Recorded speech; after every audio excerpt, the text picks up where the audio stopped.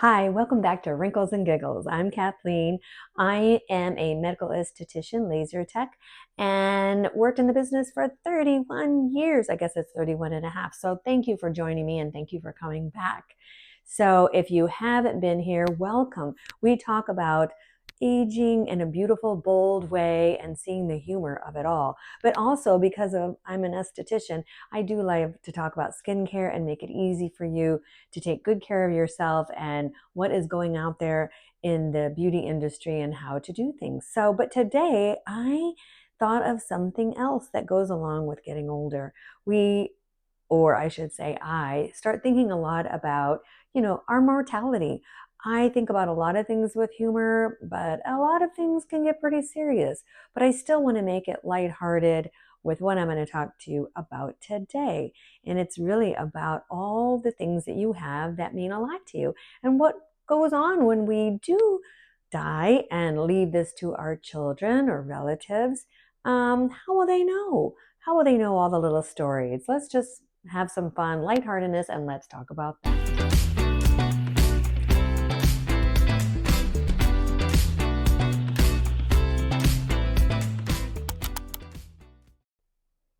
Okay, like I said, we're going to be talking about some of the things that you can do to prepare, but to also make it less of a burden for your children, significant other, and other family members to wonder why you held on to some of this stuff. So we all know about the wills and the trust and all of that, and some of us are really far ahead, and some of us are like me and we're just taking baby steps. But I decided, since I am almost 67, that I'm going to start doing it when I can and writing little notes, and I hope to get even better at this. So I did take some things so that when they're found, I can have it documented and my children can see why I held on to it for so long. I don't have a lot of super expensive jewelry or things like that, but I keep things that mean a lot. So I just do something really simple because sometimes it's so daunting, but maybe if we're just on a rainy day like it is today where I live, you can just make little notes and put them in baggies and why they mean a lot to you. And that way when they go through some of your drawers, they will hold on to them, maybe for your grandkids or nieces and nephews to be passed down through the generations. And I put this is my childhood charm bracelet that my mom got me started with. So I've really kept it for all these years. And maybe you keep a lot of things and maybe you hardly keep anything at all. But I do keep a few that really meant a lot to me, and still do. So I want my kids to know that's a really easy way. This one I don't have in a bag yet, but how nice. My mother had this charm before she had all of us kids. And it is a charm with all the names and faces. There's only one boy on here and girls. So I do have 5 sisters and 1 brother. So I want this to be passed down through the generations. So I will be putting that in a baggie too and telling the story. This is from my grandmother. Now I'm not going to go through and tell you all the things I have. Just put it in little bags. And if you want to really be organized, get a lot of the same thing with the notes that they can open it up and see and read a little story about it. It's going to mean a whole lot more. Then it is all ready to give to their kids when they do pass it down. And if they want to wear it, great, but they can put it in the same bag and it's already done. So I do hope to get some better bags. But right now, we had talked about it where I work. And again, some people are very organized. But I thought sometimes they're missing the little stories behind why you held on to them.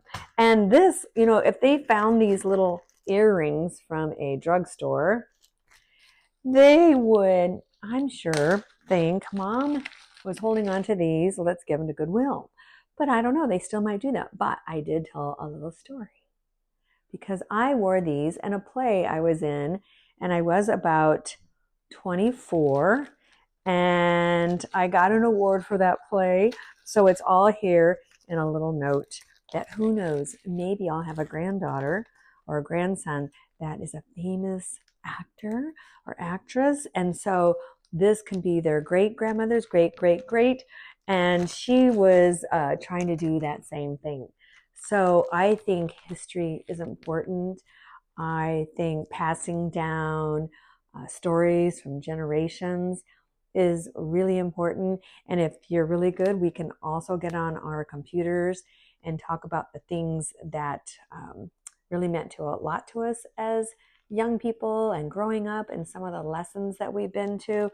I think that is beautiful. I certainly wish that my dad did more of it. My mom did somewhat, so I can tell a lot of her stories. But I think at this age, it's something that I certainly think about for sure. And anything how you want to keep them, do. And these earrings were given to me by a lovely client, so I'm going to make sure they get passed down too.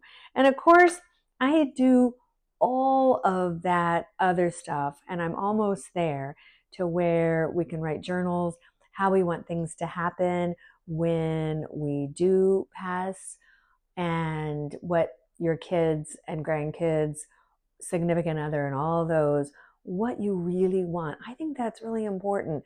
And we can do it with fun, with all those fun notes. We can make fun notes and other things that they might find.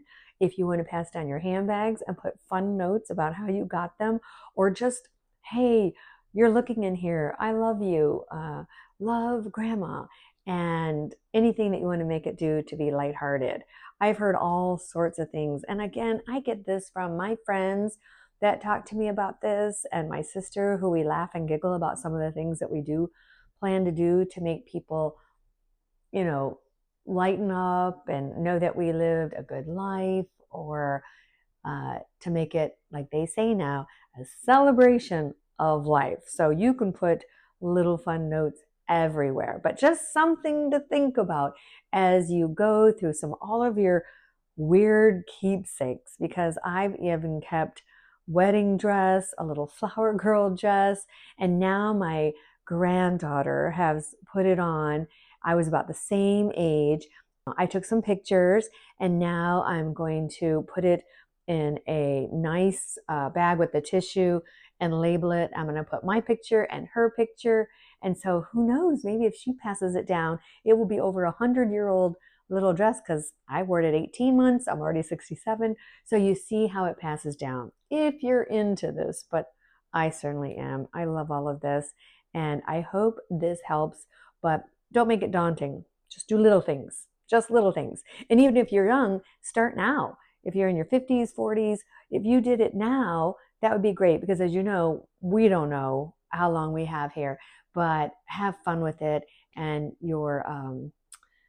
the ones that are left behind will certainly love you for it too. And you can have as much fun as you want, and really get them laughing and giggling at how you lived life to the fullest. And so enjoy. And I hope this is something to think about. And if you've already done things like that, put it below. I'd love to hear about that, because some of my followers are really doing good, and I have noticed which ones. And so I certainly hope that they will put something down and let me know if they've started something like this, or if they've never even thought about it. So, okay, thanks. And write with love, write with care, and enjoy every little bit of this. Okay, stay fabulous.